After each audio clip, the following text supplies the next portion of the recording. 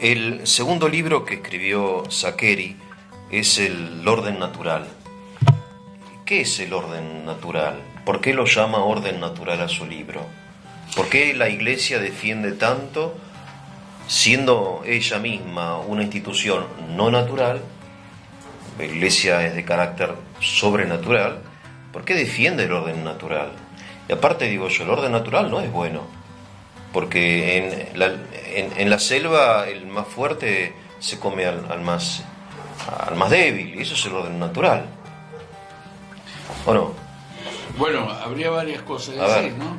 Por de pronto, la respuesta de Saccheri sería que lo sobrenatural, que él no negaba, desde luego, por eso su posición sobre el tema de Iglesia y Estado y demás, que era lo más tradicional, lo sobrenatural supone lo natural, en el sentido de que, por ejemplo, el acto de fe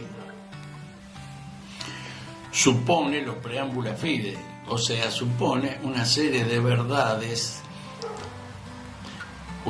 que usted no puede negar, que son previas, si se quiere, al acto de fe, previas nociológicamente si uno se pone a analizar al acto de fe como tal.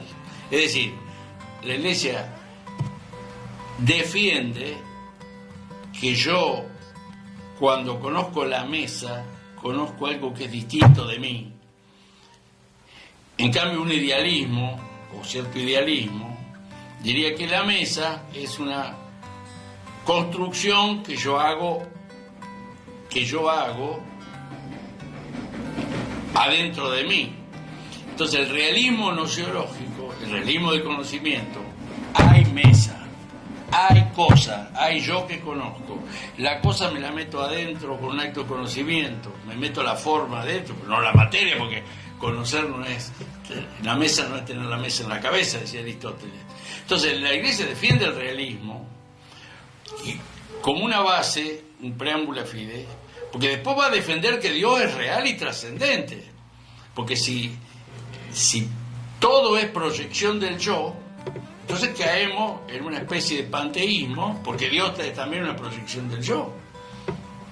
Entonces la Iglesia defiende que hay cosa, hay mesa, y la mesa no soy yo.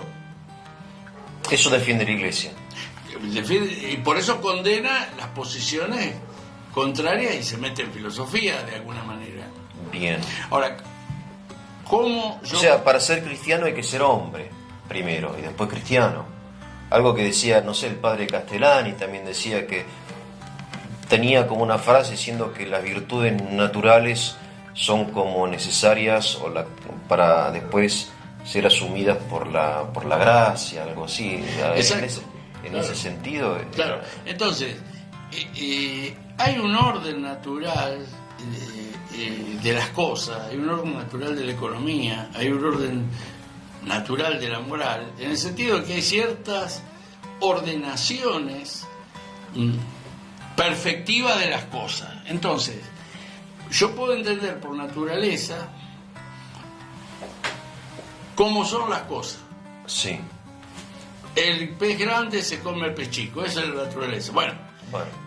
La perfección de la naturaleza indica que hay que respetar al prójimo.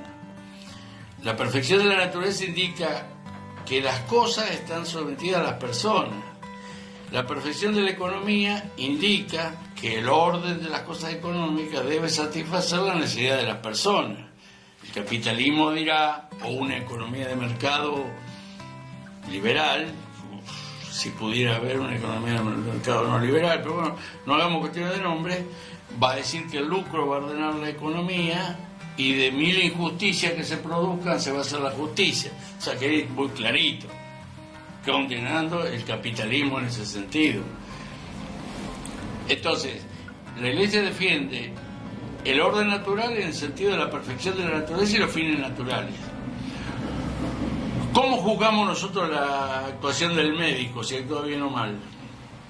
Si persigue los fines naturales de la medicina. ¿Qué es el fin natural de la medicina? La salud, no matar al chico. ¿Cuál es el fin natural de la economía? no que cada uno se haga rico, para la satisfacción ordenada de las necesidades de los hombres y grupos sociales en su justo orden.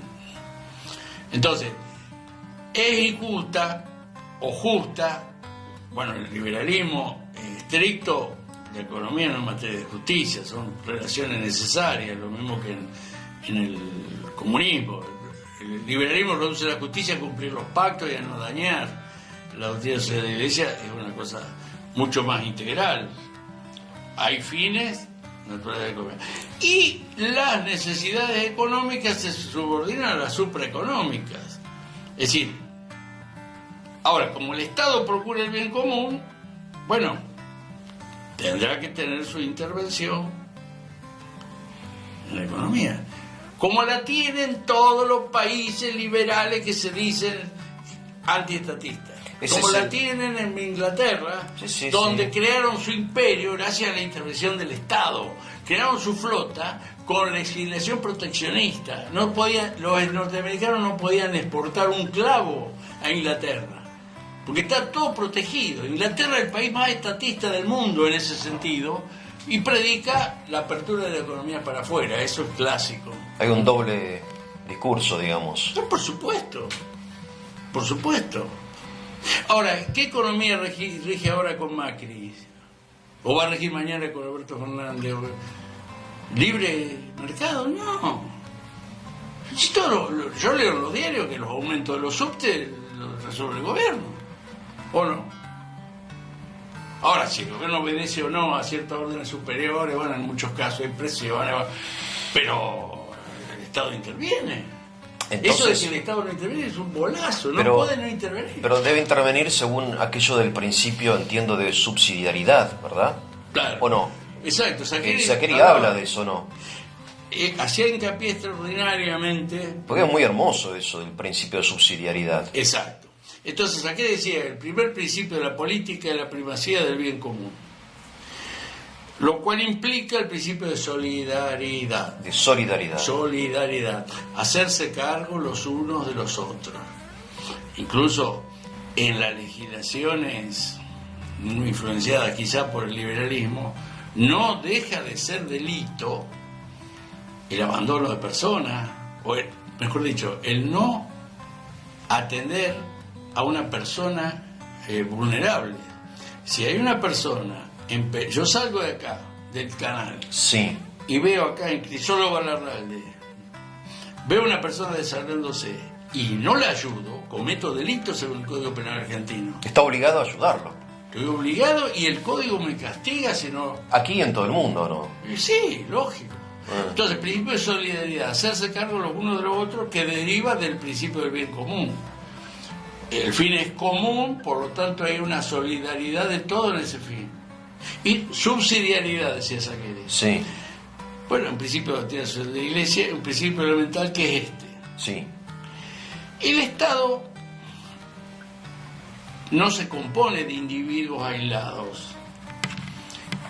No son, Argentina, 43 millones de unidades, átomos que andan por ahí. No.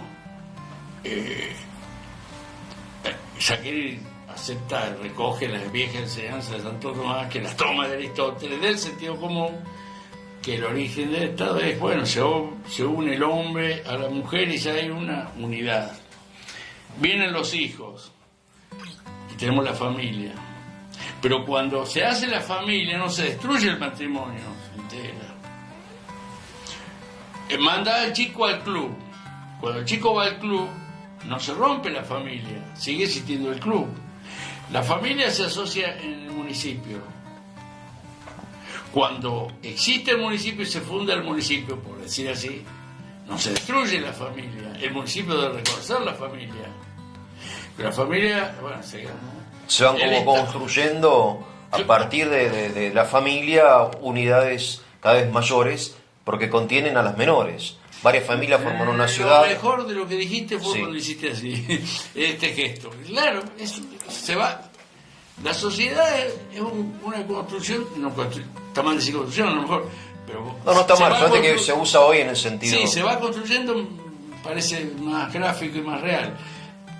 Entonces el Estado debe reconocer el ámbito de la familia, el Estado debe reconocer los gremios, el Estado debe reconocer las provincias. Que son anteriores al mismo Estado, en cierto sentido. En cierto sentido, sí. Claro. Aunque se subordina al Estado, pero principio de subsidiariedad. ¿Qué significa principio de subsidiariedad?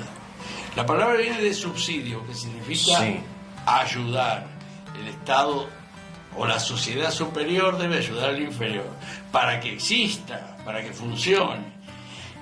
Y debe dejarle hacer lo que pueda hacer. Claro, debe intervenir solamente en la medida en que esa sociedad inferior no puede alcanzar, por ejemplo, el club interviene en el tema deportivo, porque los padres no son profesores de gimnasia ni entrenadores de fútbol. No, me refiero que la sociedad superior debe reconocer a los clubes. Claro. Y con más razón a y los clubes, a la familia, etcétera. A las instituciones naturales. Claro. Por eso la vieja denuncia, y Saccheri también lo hace. Saccheri recoge las denuncias de los católicos del siglo XIX que veían en los ataques a la iglesia y en el laicismo de Estado, digamos así, un ataque a la libertad, un totalitarismo de Estado, un absolutismo.